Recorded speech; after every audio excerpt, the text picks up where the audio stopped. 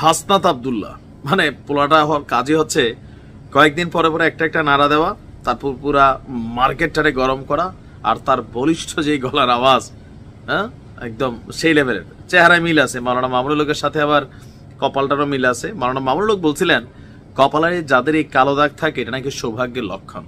যাই হোক, সৌভাগ্য অনেক হয়েছে, কিন্তু আমাদের আলোচনাটা হচ্ছে অন্য জায়গায়।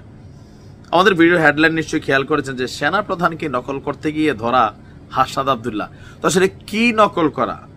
আমরা যখন কমেন্ট সেকশনের দিকে তাকাইলাম, কেউ বলতেছিল এটা সেনা প্রধানই করছে প্রথম, হাসনাত আব্দুল্লাহ উনারে নকল করছে। আবার কেউ কেউ বলতেছেন না, এটা হাসনাত আব্দুল্লাহ বলছে, তার জিনিসগুলো অলওয়েজ ইউনিক। বাট আমিও শিওর যে এটা সেনা প্রধানই করছিলেন, বা বক্তব্যটা এই ধাঁচটা একবারই তিনি বক্তব্য দিছিলেন, যে বক্তব্যের পরে ভারত, পাকিস্তান, বাংলাদেশ, অনলাইন অফলাইন রাজনীতিকবিদরা প্রত্যেকের মধ্যে একটা মেরুদণ্ডের উপর দিয়ে হালকা ঠান্ডা বাতাস বয়ে গেছে।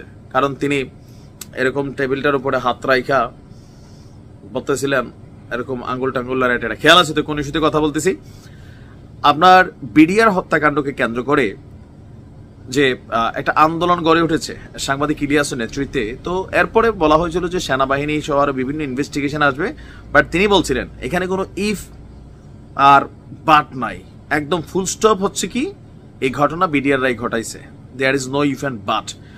এখন হঠাৎ করে গতকালকে হাসনাত আব্দুল্লাহ, আপনারা জানেন যে এনসিপির একটা কর্মসূচি 2রা মে আওয়ামী লীগকে নিষিদ্ধ করা নিয়ে, সারা বাংলাদেশে কালকে এটা নিয়ে অনেকগুলো নিউজ হয়েছে, মাঠ উত্তালও ছিল। তো সেই বক্তব্যের পরে তার ফেসবুকে একটা স্ট্যাটাস, যেটাতে তিনি লিখেছিলেন যদি কিন্তু অথবা ছাড়া গণহত্যাকারী আওয়ামী লীগকে নিষিদ্ধ করতে হবে। আর গতকালকে 3টায় বায়তুল মোকাররমের দক্ষিণ গেটে যখন বিক্ষোভ সমাবেশ, সেই সমাবেশে যোগ দেওয়ার আহ্বান জানিয়ে তার স্ট্যাটাস এবং বক্তব্যের মধ্যে একটা পর্যায়ে তিনি একদম কড়া ভাষায় এই বক্তব্যটা দিলেন।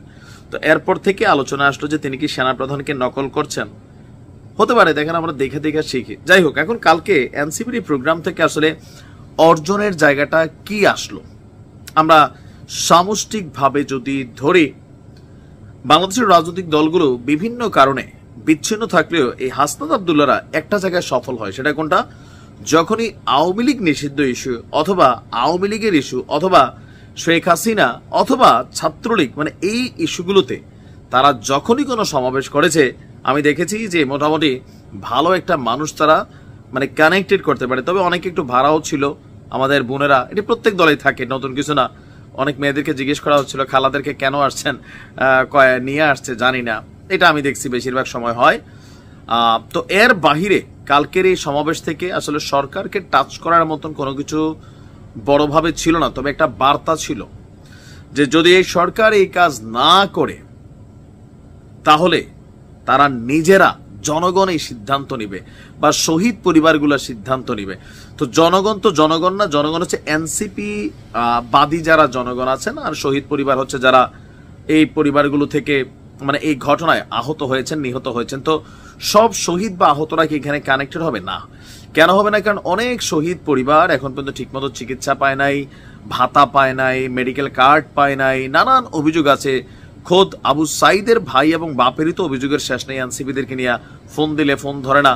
তো সবারই যে পাবে তাও না, তবে হ্যাঁ বড় একটা অংশ পাবে আওয়ামী লীগ ইস্যুতে।